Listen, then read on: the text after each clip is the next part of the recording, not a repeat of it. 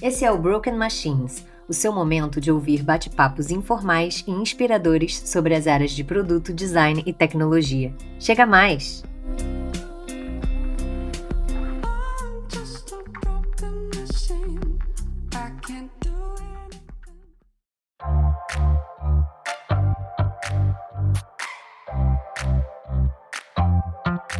E aí, pessoal? Aqui é a Bill, tô com o Phil.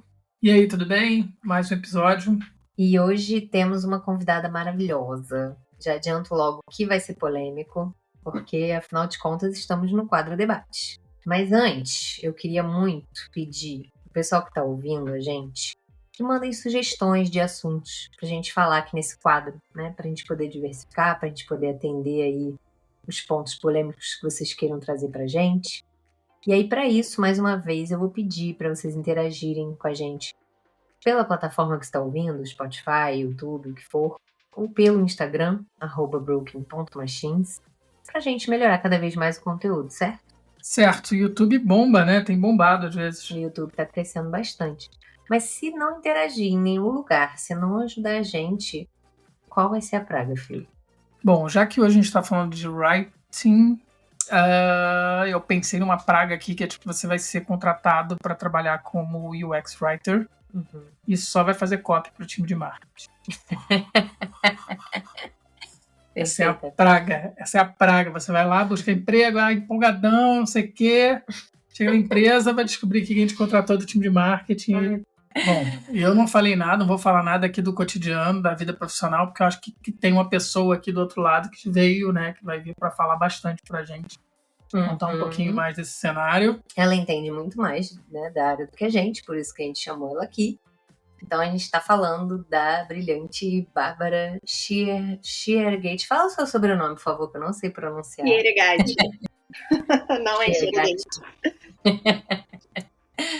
Boa, ela é UX Writer na Stace, então eu queria agradecer você ter aceitado, né, o convite para falar com a gente. E aí se apresenta.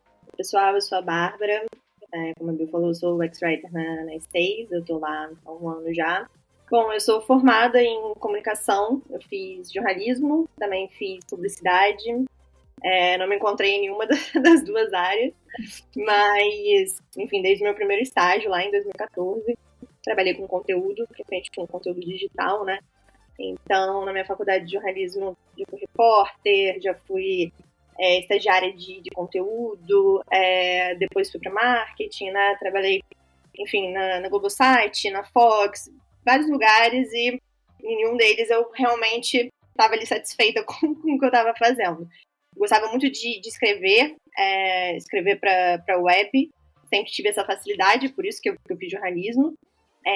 Mas é isso, não me via como uma repórter clássica, não tinha aquela paixão ali para procurar a pauta, mas me identificava muito com redigir conteúdo em si. E aí, lá pela pandemia, mais ou menos, acho que estava todo mundo meio bitolado nessa época, né? No início da pandemia, eu assim, comecei a repensar tudo que eu estava fazendo e qual seria meu futuro realmente. E estava conversando com uma amiga que era UX Researcher. E ela falou, cara, você nunca pensou em UX Writing? Eu já tinha visto algumas vagas no LinkedIn na época, mas nunca tinha parado para entender o que era UX Writing, o que fazia um UX Writer de fato, né? E aí comecei a estudar. E, assim, eu acho que o primeiro choque que você leva ali é que o UX Writer, antes de qualquer coisa, ele tem que ser um UX Designer, né? Então, assim, é você mergulhar não só no mundo ali de writing, mas você entender todos os steps ali do processo de UX Design, que, para alguém que era de jornalismo, né, foi ali, assim, muito, muito aprendizado. Mas, basicamente, isso. Em 2021, eu migrei definitivamente para writing. Fui trabalhar no Bradesco e lá, assim, era uma realidade muito diferente da minha realidade de hoje, que eu sou a única writer na Stace. No Bradesco tinha 80 pessoas sendo writers também. Então, como vocês podem ver, é uma carreira que, assim, o escopo varia muito em cada empresa, né? Mas gosto muito do que eu faço e acho que é isso.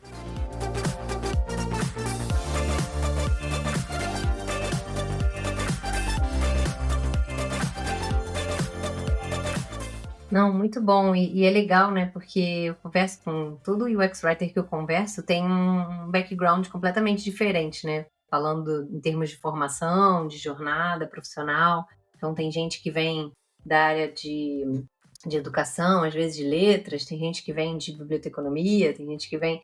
Então, tem toda uma... Eu acho que a maioria, né, deve ser migrado, né, de outras áreas. Que tem essa facilidade, né? E acaba se encontrando ali em algo que é muito específico e um tanto recente, realmente, né? Não é uma cadeira tão antiga, né? Boa, ela falou uma coisa que é importante também, a questão do ser o UX designer ali, né? Então, Sim. Isso é bacana, acho que a gente vai conseguir falar um pouquinho disso hoje também. Você falou também um momento sobre o ponto em que você precisou entender o que era o UX Writing, né? Que alguém chegou para você ali. Então, falando aqui em termos de definição, assim, como é que você definiria a tua cadeira hoje? Cara, eu acho que de qualquer coisa, o UX Writer é um designer de conteúdo, né? Tem muita confusão com copyright, né? Que pensam, é tudo escrita. Mas enfim, o UX Writer, antes de qualquer coisa, ele é um designer. Então, acho que a gente tem o papel de instruir, de fazer o usuário cumprir o objetivo dele ali dentro do produto ou do serviço, né? Não se restringe só a interface visual também, pode ser de chatbot. Eu, especificamente, nunca trabalhei com chatbot diretamente, né? Mas também tem essas pessoas que são mais para essa área. Mas é isso, é um designer de conteúdo que olha principalmente para um produto, um serviço, e essa linguagem mais focada em site, enfim, produtos digitais, né? Sim, a gente, né, deu uma pesquisada, leu bastante coisa. Aliás, já leio sobre há bastante tempo, porque já estou na área de UX há bastante tempo, né? E acho que são duas maneiras da gente se comunicar, né? A gente se comunicar com o usuário do outro lado. Tem a visual, né? E no caso de vocês, vai para o textual. Eu me identifico muito porque você falou, né? Eu tenho facilidade com escrita e tal. E eu sempre fiquei nesse meio do caminho, porque eu gostava muito de desenhar, né? Fui para o caminho de design ali pela parte visual, mas eu também sempre gostei muito da escrita. Eu quase fiz letras, inclusive. Então, acaba que, na maior parte da minha trajetória, quando ainda não tinha essa cadeira, esse cargo, né? Não existia. Eu acabava fazendo essa parte, né? Acho que quem é mais antigo, né, da área acabava fazendo, né? E é realmente um trabalho que precisa ser muito minucioso, precisa ser muito bem trabalhado, porque não adianta estar super bonito, a indicação visual tá toda ali, mas se o texto, né, do botão ali, né, se o label do botão não tá indicando a ação certa do usuário, acabou, a experiência da tua interface morreu ali, né? Então faz todo sentido ter nascido esse branch aí, esse braço para olhar realmente só para essa parte. A gente até eu coloquei uma observação, uma vez eu estava conversando com uma pessoa da área de writing e a gente estava falando, né, ele é meio que o UX designer, desculpa, mas com a questão mais, não do pixel, mas do texto, né, ele usa o texto para se comunicar com o usuário durante toda essa jornada da experiência, né. Esse ponto é importante também, eu acho que muita gente tem essa visão simplista de que, faz um texto para essa tela aqui, beleza, interação, experiência de usuário. Então, faz um texto para esse empty state aqui, faz um texto para essa mensagem. E não é isso, né? A comunicação, ela precisa fazer sentido em toda a jornada, né? Não é uma coisa pontual ali. Você tem que estar envolvido desde o início, né? Para ter o contexto, para saber qual é o problema que vai ser resolvido, quem é o usuário. Assim, você tem que ter o mesmo contexto que o PD vai ter, porque senão você vai ser um mero revisor de texto e não vai realmente agregar o valor ali, né? Acho que é isso. Eu tento me envolver desde o início da pesquisa, o kickoff, você realmente participar de tudo. Às vezes você não é chamado, se enfia lá no meio, tem que fazer isso mesmo, porque é isso, para você ter o máximo de informação possível, porque senão realmente é só um texto que vai ser escrito e não vai ser o ideal ali, sabe? É um loop que acho que muitos writers encontram, assim, porque tem lugar que eu sei que realmente é só assim, no final, revisa esse textinho aqui. Acho que é a maior reclamação, se você for no LinkedIn, vai encontrar muita coisa desse tipo. E é isso, é sempre tentar quebrar, né, esse problema e se inserir assim, o mais cedo possível no processo, porque aí é quando você vai mais conseguir agregar realmente, né? Sim, é engraçado você falar isso, porque pela primeira vez eu, como head de design de produto, eu tenho um time de writers, né? E eu inicialmente encontrei essa dificuldade, inclusive, de como gerir um time. E realmente, cara, é fatal, é a maior reclamação, assim, as meninas, elas têm ali uma dificuldade de mostrar o papel delas e de estar envolvidas desde o início, então eu tô realizando até ações agora para garantir que elas estejam, né? Processos como o LPP, que a gente tem um episódio que a gente fala, né, sobre o Lean Product Process, para a gente ter aquela primeira reunião de kickoff ali do planejar, garantir que o UX Writer já esteja participando. Então, eventos para que elas mostrem o trabalho delas, cases, workshops, para que haja uma educação ali, que as pessoas sejam educadas dentro da empresa do que é, porque é natural, porque é uma cadeira recente, então é natural que as pessoas não saibam, mas a gente não pode ficar também parado né, e não mover, né, os pauzinhos ali para esse cenário mudar, né? Mas é de fato a maior reclamação, assim. E às vezes, assim, o seu papel ali vai ser falar, não precisa de um texto aqui. É você saber reconhecer também quando o texto não deveria estar ali, sabe? Nem sempre é só, eu preciso adicionar aqui, preciso adicionar lá. Não, é você entender realmente a jornada inteira e saber quando que é a sua hora de entrar ou de não entrar. Então, por isso que é importante não só entrar como um revisor no final, né? E sobre isso de acho que propagar a cultura do writing também, acho que não só por ser uma cadeira nova, mas também porque é muito difícil mesmo por mais que pode ter 100 writers, as pessoas vão continuar se comunicando em nome da empresa, mesmo sem você no meio, sabe? Não tem como. Se tem um atendimento ali, se tem alguém de suporte, se tem um vendedor, ela vai falar do jeito dela também. Então, é muito importante ter essa conscientização, né? Você passar as boas práticas e tudo mais, porque não adianta, não tem como concentrar tudo só na área de writing. Então, realmente acho que promover um workshop, explicar o que como você pode aplicar as boas práticas e plantando essa sementinha na cabeça das pessoas, né? Eu fico pensando, assim, a gente fala muito de design enquanto comunicação visual, né? E aí foi legal você falar isso de remover os textos, né? Às vezes não só você vai colocar, como você vai remover. É uma coisa que eu falo em produto que eu quero ver, para mim, Product Manager bom é o que tira feature ao invés do que coloca, né? O designer é o que simplifica. Existe até uma máxima, existe um laboratório, né? A Philips durante muito tempo manteve um laboratório para tratar só sobre simplicidade, sobre como você torna o sistema mais simples, né? Então é importantíssimo você trazer esse ponto e ao mesmo tempo, enquanto você estava falando, eu lembrei dessa questão, né, da coisa dela enxugar também é um papel, e eu lembrei assim, cara, realmente deve ser um troço caótico, porque a gente, quando ocupa essa role de design, a gente fica, o cara vai criar uma tela, ou cria um botão, ou faz uma coisa, a gente fica assim, não, cara, pelo amor de Deus, esse botão não é verde, é vermelho, enfim, fico imaginando, cara, o desespero, porque é texto. Então, texto, todo mundo escreve. Todo mundo escreve. Todo mundo opina. A gente fica falando de médico, como é que é? De designer de louco, todo mundo tem um pouco. O UX-Writer, então, bastou ser alfabetizado. Mas é isso, sempre todo mundo tem alguma coisa para opinar. Mas isso aqui, né?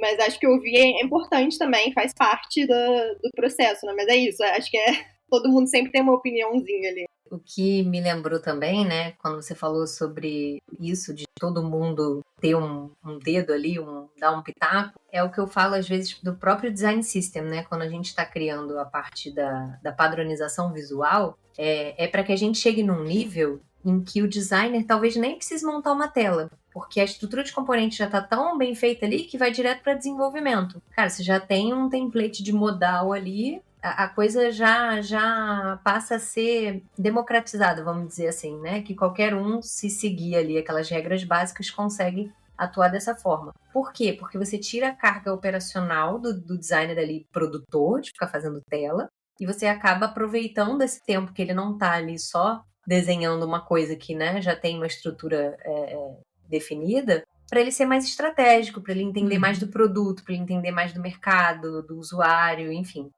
E esse caminho é o mesmo, né, pro writing. Então, uma coisa também que eu acho importante, assim, talvez como dica, né, as meninas lá fizeram, né, um Content Design System, que são todas as boas práticas, é o que você falou, do's and don'ts aqui, de como escrever, e quanto mais isso for comunicado, menor é a chance realmente de ter um Zé qualquer assim que vai precisar escrever um negócio e vai escrever da cabeça dele. Ele vai ter pelo menos aonde consultar ali e não sobrecarregar, né? Cair tudo em cima desse time. Então, é muito importante para que vocês sejam mais estratégicos também, cada vez mais. Exato. Alguns content design systems até tem também a parte de label já pronta, né? Padronização. Porque é isso, porque às vezes não vai ter como ter um writer ali no meio do planejamento, da execução da jornada, mas o design vai saber o que usar também, né? Então, é importante já ter isso estabelecido até para ajudar quando... Que é isso, nem sempre vai dar para estar envolvido em todos os projetos, né?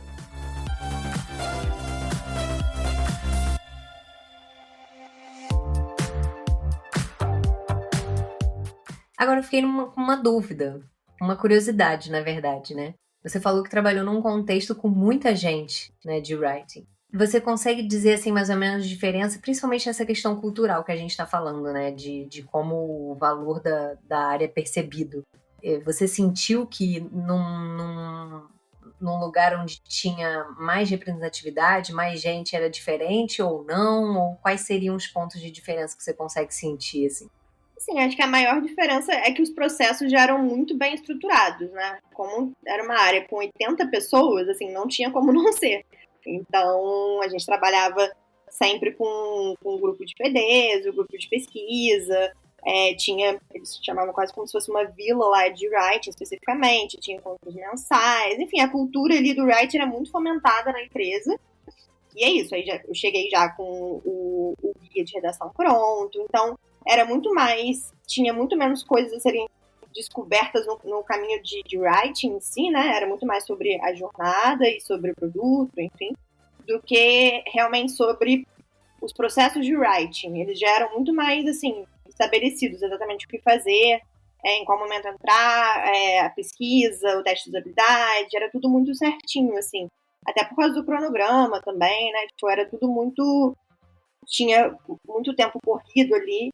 Então, acho que a maior diferença é isso, porque é claro, né? Você entrar num lugar que você tem 80 pessoas fazendo a mesma coisa que você, tá muito estruturado, tá tudo já correndo liso ali, mas também você tem muito menos chance de causar um impacto maior, né? Porque é isso, você é uma parte ali da engrenagem. E aí, num lugar que ainda tem um caminho a ser descoberto, você também tem mais chances de fazer mudanças efetivas, né? De criar o processo, de, enfim, implementar melhorias que você acredita. São coisas diferentes, mas acho que é legal ter essas duas experiências também, né? Não sei, agora eu fiquei intrigado. Eu queria entender um pouco mais desse cenário. Hoje você está trabalhando na Stays, a gente trabalha junto, né? Como é que leva isso? Como é que monta isso? Como é que é a maneira de... Numa estrutura pequena, você chegou na Stays ali e aí você percebeu, pô, não tem nada. Quando eu cheguei era tudo mato. Como é que você starta? Porque do meu lado, a gente trabalhando junto, eu sempre troquei muito com a Bárbara, né? De dar muita liberdade, de deixar ela chegar e entender os cenários, participar de todas as dinâmicas que ela achava que eram pertinentes participar. Então, é um desafio muito grande, né? Transformar É o que você falou, chegar num lugar já pronto, já tem os processos, lugares que você vai ser inserido ali. Como é que você tira, assim, do 0 a 10, assim, do 0 a 100 do UX Writing, dentro de uma equipe, dentro de uma empresa? Cara, acho que eu tô descobrindo ainda, né? Não é um negócio também que do dia pra noite vai ficar pronto, porque é isso. É um lugar que, quando eu entrei na Stays, a gente não tinha nem alguém dedicado pra conteúdo, né? Não era nem de writing, de UX Writing especificamente. Não tinha alguém que era uma pessoa de conteúdo, era quem fazia a base de conhecimento lá, os cursos, pra quem tava entrando, também escrevia o conteúdo, então era isso, não era uma pessoa dedicada. Então, é quase como se a gente tivesse deixando essa área mais profissional ali com profissionais de conteúdo, especificamente, né? Então, acho que é isso. Você vai começando do zero ali, estrutura, por exemplo, os artigos.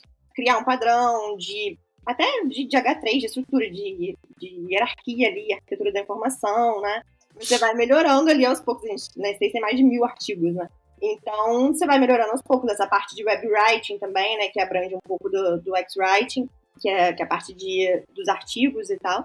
E sobre a estrutura do time de design mesmo, cara, é isso, a gente vai descobrindo no dia a dia, assim. Eu lembro que eu sempre me pedia pro Rafa, né, que é o nosso PD, pra ele me colocar em tudo, pra ele me colocar no kickoff, eu ia lá, mexia no protótipo, porque, assim, ele mesmo tinha falado que ele nunca tinha trabalhado com uma writer antes. Então é você levantando a mão ali e falando, oi, eu sou a Bárbara, eu faço isso aqui, porque as pessoas não sabem nem o que significa, né, o seu cargo. Então, acho que é um pouco disso, você se inserindo onde dá, ali no início, e aí você vai estruturando. A gente tá, por exemplo, não tinha ninguém de conteúdo, então a gente também não tinha um tom de voz estabelecido, a gente não tinha um manual de nada, assim, não tinha padrão, né? Então acho que inclusive a resposta é essa, né? Você ir criando os padrões ali para poder escalar. Depois que tá tudo padronizado, já tá definido, é assim que faz.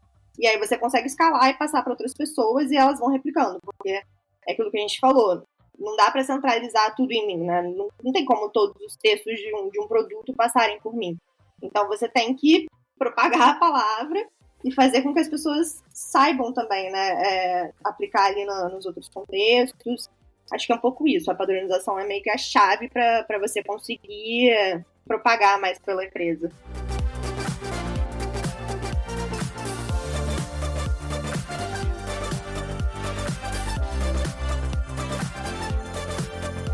Você está falando é um pouco do desafio também de produto, e acho que é um pouco muito, né, do desafio de produto e muito desafio de design. Produto, a gente costuma dizer que o principal desafio ali quando você começa a tocar uma área de produto é trazer a cultura de produto, né? É trazer pontos tipo de entendimento de experimentação, de iteração e aprendizado. Você pega uma empresa que tem pouca cultura de produto, por exemplo, você tem que ensinar que você tem que rodar esses ciclos iterativos incrementais. E através deles você vai aprender determinadas coisas, né? Você vai pivotar o seu produto, você vai entender como trabalhar melhor. E por incrível que pareça, não é uma coisa simples, não é uma coisa clara. Às vezes a gente tem um entendimento muito grande porque a área é nossa, e aí eu acho que isso já parte até para uma outra pergunta que eu queria fazer, mas às vezes você não tem, as pessoas que estão ao nosso redor, apesar de nos contratar e de ver a importância, não tem essa clareza tão grande a respeito do que a gente faz. Que é o que traz até uma pergunta que eu queria fazer, que é o seguinte: como é que você se blinda também, né? Que você tem que se blindar bastante. Você chegou a pessoa de conteúdo. Então, tudo que é conteúdo que a gente escrever agora vai parar na mão dela. E não é bem assim. Eu queria que você tentasse entrar um pouco nessa explicação, né? O que é, o que não é. Assim, é difícil achar um jeito exato de se blindar, né? Mas é um pouco disso. Acho que aos poucos as peças vão se encaixando e aí as pessoas vão entendendo realmente o que você faz. Que assim, tem gente que acha que o UX-Writing é a mesma coisa que ser redator, que ser UX-Writer é a mesma coisa que ser redator e que ser copywriter. É isso, o UX é muito voltado para o produto, né? Para o usuário, especificamente. Nem tanto para o produto, mas assim, ele é muito focado no usuário, em instruir o usuário. Não é na conversão de mil coisas, de venda. Até converter vai fazer parte, claro, mas não é principalmente isso, né? Acho que quando vão vendo o que você está fazendo, por exemplo, lá, a gente tem o Product Release, que a gente envia por e-mail as novidades de produto para os clientes. E é algo muito mais instrucional, né? É um e-mail marketing, não deixa de ser, a gente está enviando para a base de clientes, mas é um e-mail super didático ali, mostrando quais foram as novas features que entraram, quais são os benefícios, né? Numa linguagem simples também. Com todas as boas práticas de writing. Esse é o tipo de conteúdo que a gente faz, né? Tem muito da base de conhecimento também, os FAQs, tutoriais, é sempre algo muito mais instrucional ali, realmente querendo ajudar, do que com o objetivo de conversão. E aí é isso, com o tempo acho que as coisas vão se encaixando. Hoje, os pedidos que chegam para mim são muito mais realistas, assim, de como eu realmente posso ajudar, sabe? Chegar, a gente precisa escrever um e-mail aqui para retornando o caso do suporte, o que a gente coloca?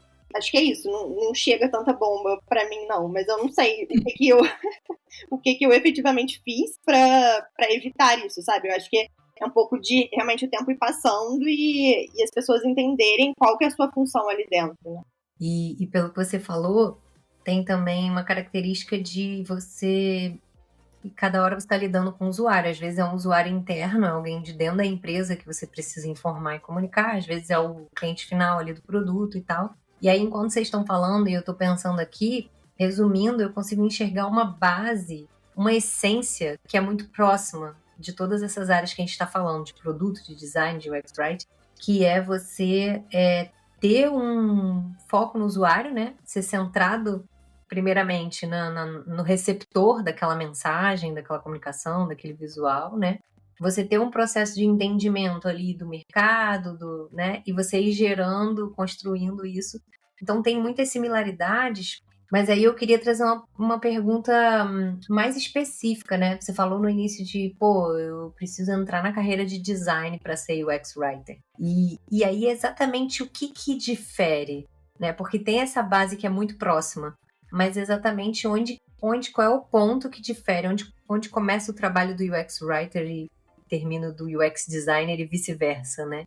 Foi o que eu falei, eu acho que o UX Writer não deixa de ser um designer, né? Ele é um designer de conteúdo.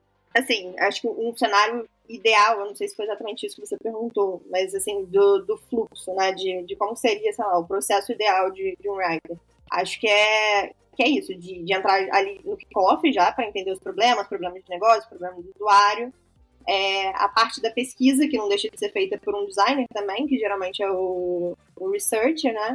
Talvez junto com o PD e tal, mas para já também se habituando, entender qual é o vocabulário do usuário também, como que ele fala, dá para tirar muito insight dessa parte de pesquisa também.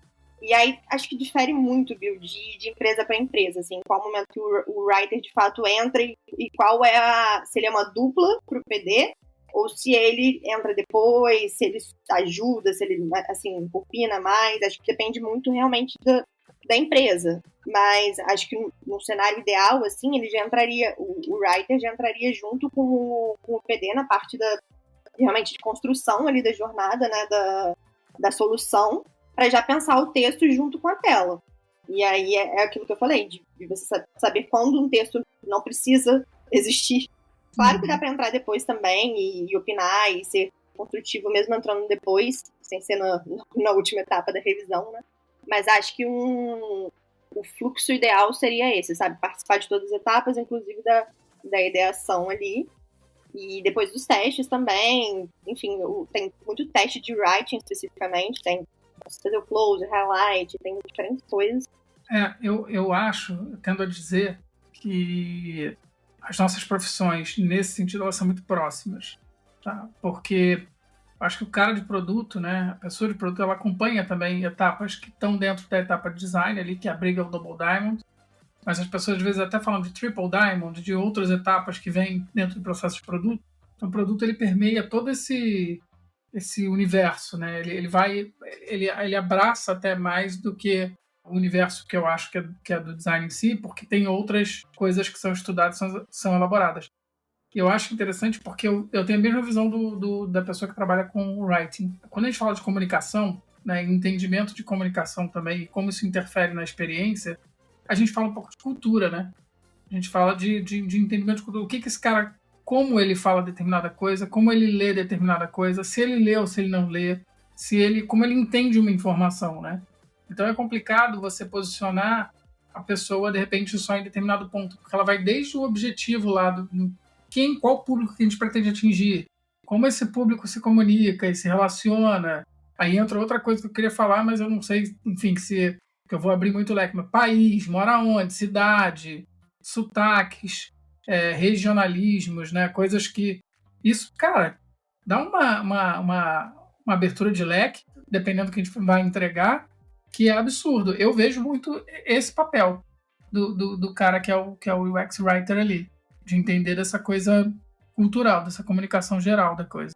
Sim, explicando até um pouco por que eu fiz a pergunta, estou, por exemplo, nesse momento estruturando o plano de carreira, né? E aí eu comecei pelo plano de carreira dos PDs, porque é o que era mais familiar para mim, né?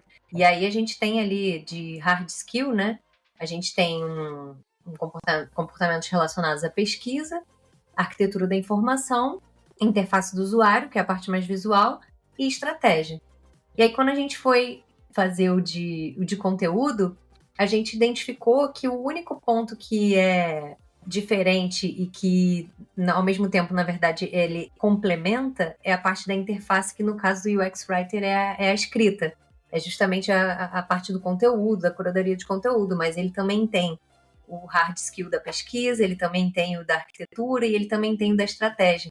Eu perguntei assim, mas tendo essa ideia na minha cabeça de que até na hora de montar o plano, eu identifiquei exatamente onde que está ali o cerne, né, da mudança. E ainda sobre essa cadeira, sobre como vocês se enxergam e posicionam, para me ajudar, visto que, como eu falei, é a primeira vez que eu tenho um time, eu fiz uma dinâmica, né, com as nossas UX Writers, da gente levantar o que vocês são, o que vocês não são, o que vocês fazem, o que vocês não fazem. Até para eu poder ajudar nessa evangelização, né? Até para eu poder chegar numa reunião em que alguém me pede, né, alguma coisa que não está alinhada, eu poder... minha responsabilidade como liderança. E aí a ideia é que a gente case o que saiu dessa dinâmica com esse plano de carreira, para a gente garantir que, olha, essa cadeira está bem desenhada aqui, e talvez a própria construção do plano de carreira seja um nível de maturidade, né, da empresa. Você falou que vai depender da empresa, né, como que encara a cadeira. O plano de carreira, ele ajuda nisso também, né? Então, é mais um ponto, assim, que eu pensei. É porque eu acho que são muitos entregáveis, se você for olhar quais são os entregáveis de writing. Muita coisa, e sempre vai ser relacionado a texto, realmente, né? Mesmo que seja um texto na interface. Só que para você chegar nesse produto final, nessa entregável de texto, você tem que passar por todas as etapas antes.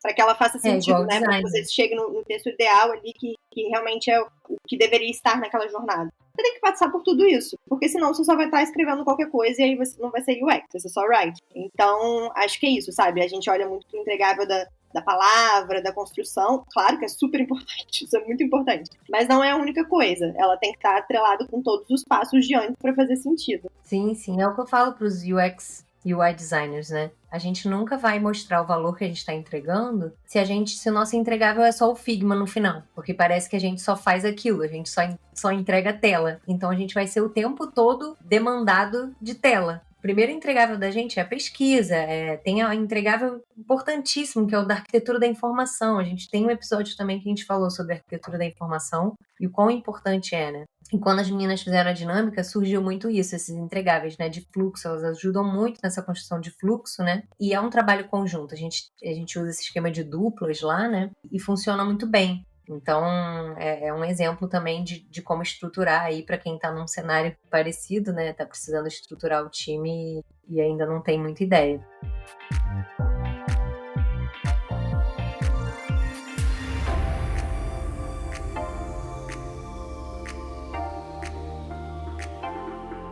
Eu queria jogar mais lenha na fogueira porque a coisa tá bem na zona de conforto ali, então eu quero polêmica.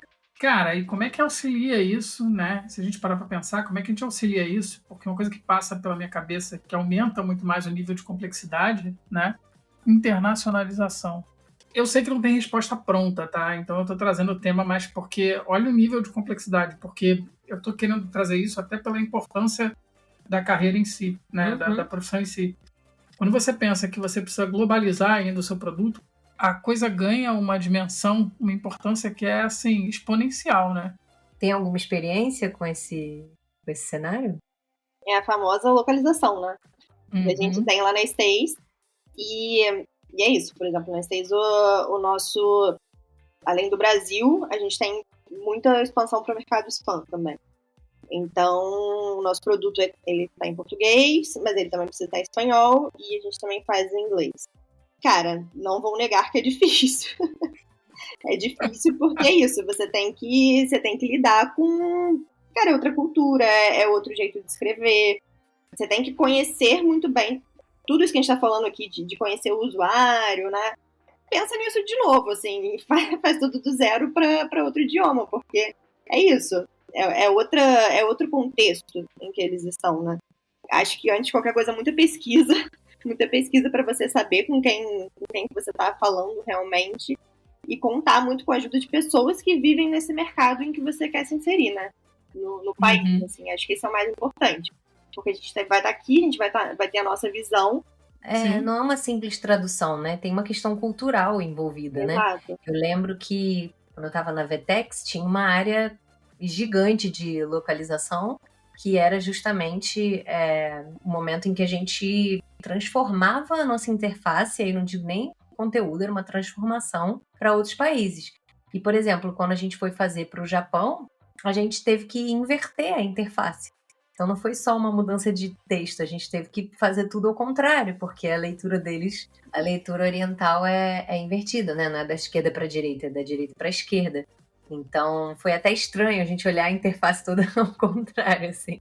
é punk, é muito punk, porque você, é o que eu falei, que eu acho que eu enxergo o cara de writing em todas essas dinâmicas, né, por todo esse percurso. Só que você tem que pensar com essa visão. Agora no México, agora no não sei aonde, agora no... Não, E aí, às vezes, uma variações coisa... do espanhol. Não é só no espanhol. Cara, e às vezes você diz assim, não, mas aquilo ali em espanhol aqui não funciona. Aquilo ali em espanhol... Porque tem, né? O do México é o mais usado, mas você tem outras regionalidades e outras questões que são... Na Argentina é uma coisa, na Espanha funciona outra. E aí tem que você chegar no mais perto do universal, né? Só que é difícil. Sim, é muito... Gente, é muito importante, é fundamental o trabalho de writing. Eu não sei como é que as empresas hoje, principalmente as que querem partir para produtos para o exterior, né? E mais ainda, conseguem viver sem. O produto aqui nacionalizado, já não sei como é que consegue viver sem. Para partir para fora, então, pior ainda, porque como é que a gente se comunica e se comunica de uma maneira efetiva com os nossos usuários? A Bill falou isso de mudar, né, no Japão, mudar o sentido. É isso, às vezes não é nem só a palavra, sabe? Que tem toda essa parte do texto que vai ser traduzido realmente, mas assim, tem umas coisas muito pequenas que vai pensar o formato da data, da hora, se usa MPM, assim, tem que pensar em tudo isso, sabe? E aí, pra cada lugar, realmente, são minúcias, assim, que você tem que se preocupar.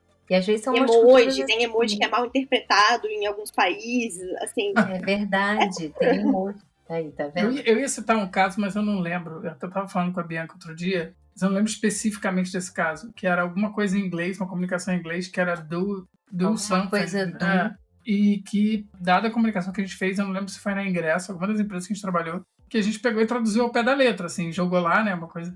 E ficou, assim, como se você estivesse insinuando algo. Tipo, do it.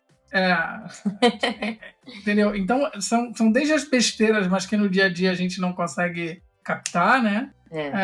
Mas que podem gerar coisas. Podem ser ofensivos, né? É muito complicado mesmo. Mas até esse ponto, me lembrou um trecho da fala da Bárbara que para mim foi crucial, assim, que ela falou, pô, como é que começa, né, uma área de UX Writing, como é que estrutura? E ela falou, cria padrão para ficar escalável. E o escalável ficou na minha cabeça. Eu acho que também permeia todas as áreas isso. Mas até para quando você vai para esse cenário de localização, né? Se você tem um trabalho, uma estrutura bem feita, pensando nisso, pensando nessa escalabilidade, já é meio caminho andado, né? Já facilita muito, né? Uhum.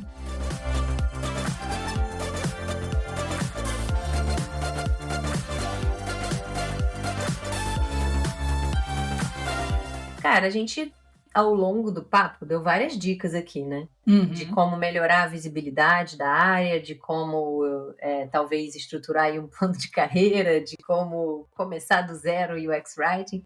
Mas queria saber se a gente consegue pensar aqui em mais alguma dica, mais alguma coisa que a gente possa passar aí para o pessoal. Tanto quem está entrando na área agora, eu acho que tem dois cenários aqui, né? Tem sempre, constantemente, gente migrando para essa área. Então, acho legal a gente dar dicas aqui do que essas pessoas podem consumir, de como essas pessoas podem ingressar. E o outro é quem já está nessa área, como é que se destaca, como é que dá mais visibilidade, né, para o trabalho, enfim, para mudar esse cenário que a gente conversou aqui, né? Eu acho que para quem quer migrar, claro que vai ter uma maioria ali que trabalhou com conteúdo antes, mas eu já trabalhei com gente que migrou para writing, que era nutricionista, arquiteto, então assim, tem áreas muito diferentes e dá para migrar, realmente.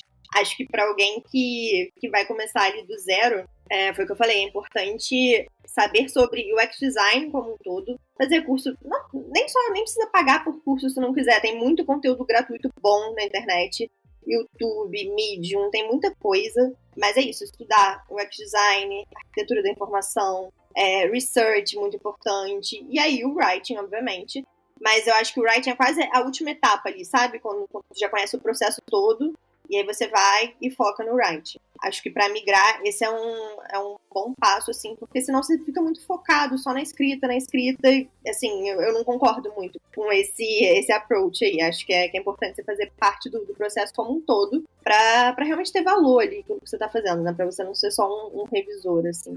E para quem já tá na área, cara, eu acho que é sempre curso também, assim. Eu tô sempre tentando fazer um cursinho aqui, um cursinho ali. falam muito de chat GPT, né, e AI. Cara, eu sou super eu tento aprender o máximo que eu posso, não acho que vai acabar com nossos empregos, não acho, definitivamente. Boa. Mas acho que é você aprender a lidar com essas ferramentas, né, que elas estão aí pra ajudar. Assim, às vezes eu tô travada num texto, por exemplo, eu já testei, 5 variações e não tá ali saindo. Eu mando pro chat GPT e falo, me ajuda a encontrar a solução pra isso aqui, me dá 5 alternativas.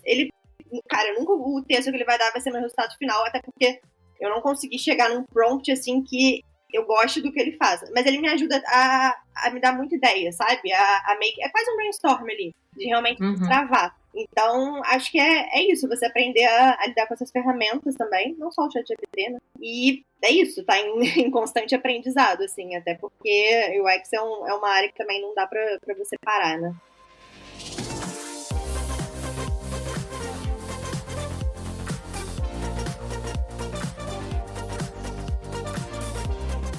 Sim, é legal você tocar em inteligência artificial. Inclusive, o nosso último episódio foi sobre inteligência artificial. E aí, uma interseção que tem aqui com o papo de hoje é que eu vejo que, às vezes, o que está acontecendo é que os PDs têm usado muito esse recurso, né? De, precisa de um texto aqui. Antigamente, a gente botava o Lorem Ipsum, né? Agora tem ali o ChatGPT para já fica uma coisa um pouco mais, né, direcionada. Para você, como é que é isso? Você prefere que eles não façam isso? Você prefere começar do zero ali, do que você já tem de estrutura, de jornada de entendimento?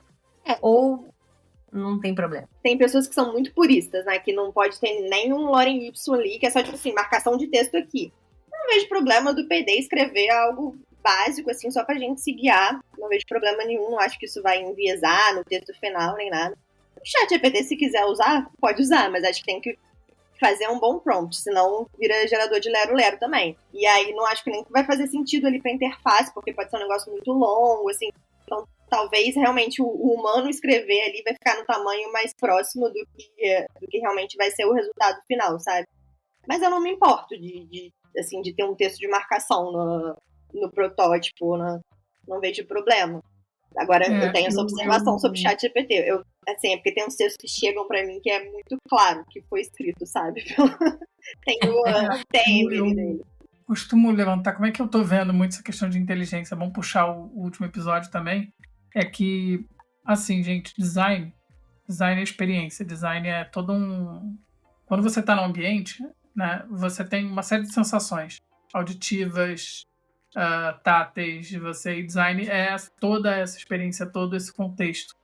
Eu acho que dificilmente, dentro de um cenário do que a gente enxerga agora, né, a gente vai conseguir ter um resultado que chega, agora substituímos e efetivamente, na minha visão, na minha percepção. Não tem como. Eu encaro a inteligência artificial como uma ferramenta e que vai ser uma ferramenta cada vez mais produtiva, que vai ajudar cada vez mais a gente, mas captar os detalhes, remar contra a corrente, fazer coisas e ter esse contexto e entendimento geral, não sei, eu acho que ainda tem coisas que a gente vai... eu acho que quem realmente traz conteúdo, quem realmente faz diferença, né, e é ser pensante ali dentro da profissão em si, não precisa ficar preocupado. Que a gente vai se reinventar com a inteligência artificial. Sim, até porque, mais uma vez, não é sobre o fazer, né? Se você fica no fazer, você está operacional. Você vai conseguir fazer um texto? Você vai. Mas você não vai ter a estratégia por trás, que é o que vai te levar realmente ao sucesso ali do produto, do design, ou do que for, né? Acho que nisso a gente concorda. Eu adorei o nome da Microsoft, é um Copilot. É um cara como um Copilot ali. É isso. Isso eu achei muito punk. É um assistente, né? É isso, acho que você tem que tentar usufruir o máximo. Mas é isso, ele não vai estar participando de todas as etapas, ele não vai estar ciente de tudo que você faz. Não é só sobre escrever conciso, escrever gramaticalmente correto, escrever de forma conversacional. Não é só isso. Estamos no caminho, mas acho que a gente já não... Sim. E acho que, além de tudo, é também você aprender a fazer as perguntas certas, a fazer o prompt certo, né? Porque, foi o que eu falei, tem muita gente que só pede, escreve isso aqui pra mim. E aí, cara, ele vem uma coisa monstruosa, assim, horrível. E se você fizer o prompt certo, ele, assim, não acho que fica perfeito, mas dá pra extrair muita coisa boa, sabe? Então, acho que estudar essa parte também de como chegar lá, tem muito artigo sobre isso no próprio Norman Nielsen Group, eu vi uma newsletter deles esses dias, e aí ele pedindo para analisar o tom de vários artigos, assim, ele criou um corpus com, sei lá, 10 páginas de artigos dele, pediu pra e aí analisar qual era o tom que ele estava usando e tal, para tentar melhorar. É super legal esses experimentos, sabe? É válido, mas você realmente tem que dedicar um tempo também para tentar aprender. Sim. Pra fazer certinho. Eu uso um exemplo. Eu estava uma vez conversando com um amigo meu que é PM, né, num outro país, e ele estava me questionando a respeito de um produto que não engajava. Eu fiz o produto, construí com todos os insights que precisava para engajar esse produto. Enfim, é um produto relacionado a um relatório, e um relatório para pessoas que precisavam. Imagina que você é um cara que trabalha com vendas ou que é um cara que trabalha com comercial e precisa entregar um relatório com performance das suas vendas ou do seu comercial. E aí ele já gerava isso automático, e isso acontecia a pessoa gerava dados ali, e isso ia direto para a diretoria, né? De forma automática, com os insights que precisavam ir e tal. E ninguém engajava na ferramenta, ninguém colocava os dados ali, porque essa coisa era uma coisa automática que era gerada para a diretoria e tal. Ele não sabia por quê, porque isso trazia uma facilidade grande nesse processo. Você não precisava estar fazendo a apresentação, a coisa já gerava de forma automática. E aí eu fiz uma pergunta para ele, que foi a seguinte: eu virei, cara, será que as pessoas que estão gerando esse relatório, elas querem efetivamente essa verdade? Elas querem entregar a ele? Mas por que elas não iriam querer? Elas têm os números, elas precisam entregar o relatório. Cara, quando você faz uma apresentação, parte da apresentação é você. É a sua interpretação a respeito do, olha, esse cenário é ruim, mas vai melhorar aqui, ou eu visualizo que tal coisa melhora. Quando você pega aquilo ali seco e informa para alguém, você perdeu essa parte da apresentação, você perdeu essa parte da... Então, assim, o que eu falei para ele foi, foca no main job da coisa, né? E aí, olhando para o main job e derivando ele em relação ao job emocional, o que esse cara precisa transmitir através do emotional job dele, né? Ele precisa transmitir uma confiança, ele precisa transmitir uma certeza, ele precisa transmitir uma ideia de futuro, uma elucubração de como aquilo ali vai se derivar através de um futuro.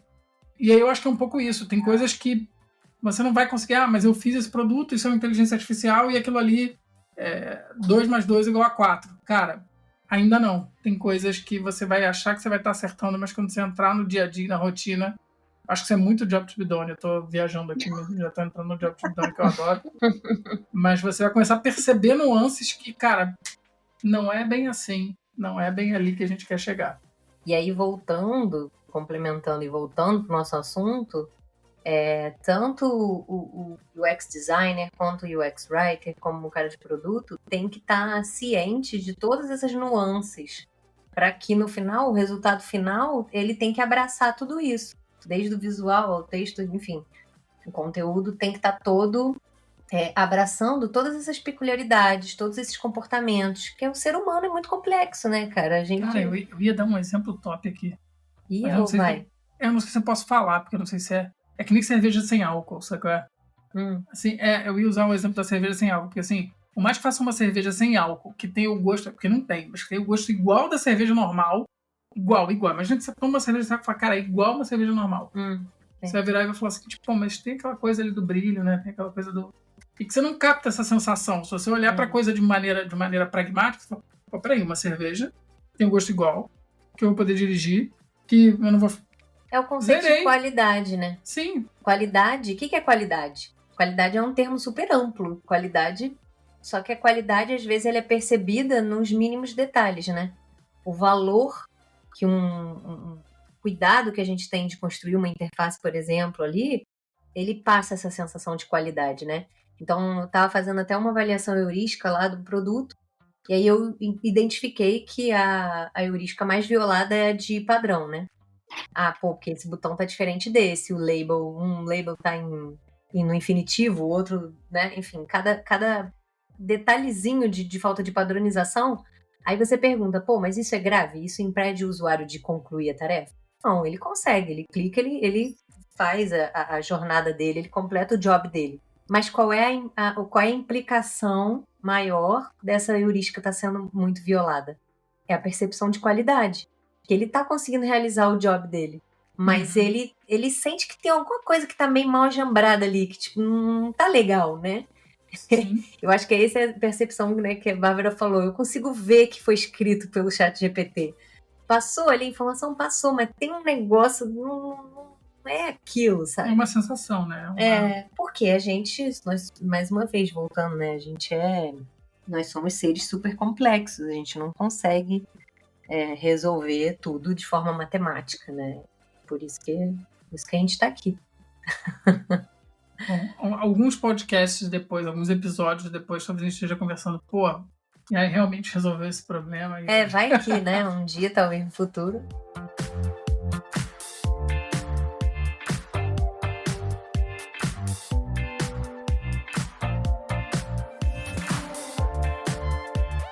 Bom, então você falou em alguns momentos aí que existe ali um jeito de fazer a coisa, um padrão, boas práticas. Tem para quem nunca teve contato com essa área, tem alguma forma de você trazer pra gente esse conteúdo, assim, um conteúdo bem básico, assim, introdutório, né, de como construir esses conteúdos? Sim, a gente chama as boas práticas, né, que eu falo. E, assim, basicamente, o texto tem que ter clareza, são os 3 Cs. Ele tem que ter clareza, tem que ter coesão, ele tem que ter consistência, precisa ser claro e objetivo. A gente fala muito de linguagem simples, né? Linguagem simples foi um termo que o governo do Reino Unido que criou, lá nos anos 40. Tem a ver com o tamanho das frases, a dificuldade de cada palavra. Assim, qual é a dificuldade para você ler um parágrafo, qual é o grau de escolaridade que você precisa para compreender um parágrafo, né? E aí, ao contrário do que muitas pessoas acham, não é para você fazer um texto rebuscado, né, cheio de palavras chiques, assim. Quanto mais simples, melhor. E aí a gente tem ferramentas para medir isso também, né? Tem calculadora de leiturabilidade que indicam isso de qual o grau de escolaridade, que apontam quais palavras são mais difíceis, assim, muito adjetivo também, que meio que polui o texto, né? Muita ser prolixo, enfim, tem muitas ferramentas que ajudam palavra também. Repetida, né? Exatamente, palavra repetida. Uma ferramenta que eu gosto muito é o Hemingway. Ele mostra isso quando tem muito bloco de texto também, então se você quer analisar um texto assim, é só você jogar alguma coisa, por exemplo, jurídica, que ele vai mostrar tudo vermelho, assim, que é super complexo.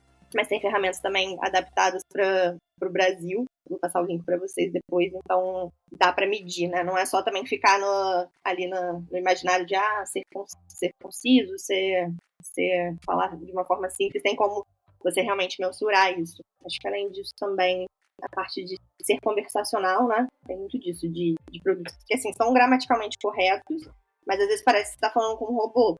É só um texto ali e pronto. Então, tentar realmente quase criar uma conversa ali, né? Um diálogo entre o produto e o usuário é importante também. E a parte E uma vez também que você criou a voz, né? E o tom de voz, você também vai adaptando, né? O que de fato vai ser escrito ali. Exatamente, para cada circunstância, né? A voz e o tom também são super importantes, assim, é uma das primeiras coisas que tem que ser definidas, porque é isso, você não pode usar o mesmo tom para uma mensagem de erro, para uma mensagem de boas-vindas ali do usuário, né? Você está falando de coisas completamente, estados emocionais completamente diferentes e de contextos diferentes também. Então é isso, adaptar para cada situação, né? E aí, uma vez você tendo isso já escrito, já definido, é muito mais fácil de aplicar. Legal, eu achei legal isso das ferramentas, eu não conhecia essas ferramentas que validavam essas coisas. Tem um monte de link Achei aqui pra bem mandar legal. pra você. Manda que a gente põe na descrição do episódio.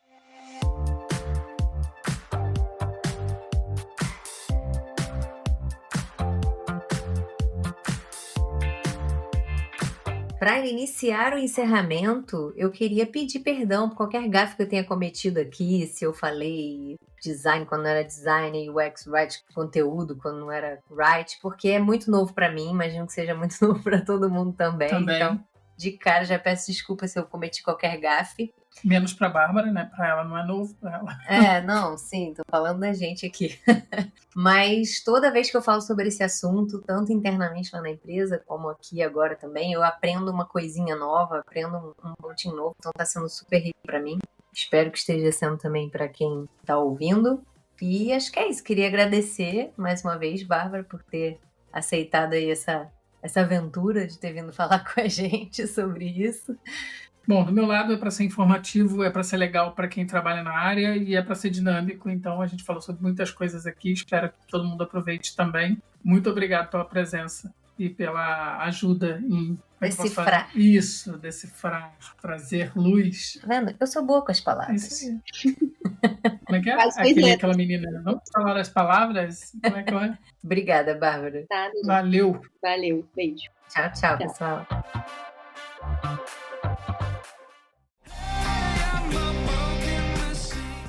E aí, gostou desse episódio de Broken Machines? Então não deixe de curtir, compartilhar com seus amigos e comentar. O que mais o inspirou nesse papo? Tem dúvidas, sugestões ou pedidos de temas para debatermos? É só mandar pra gente. Você também pode nos seguir no Instagram, @broken.machines, para mais conteúdo sobre os temas. Lançamos novos episódios de aproximadamente 1 hora quinzenalmente. Até o próximo!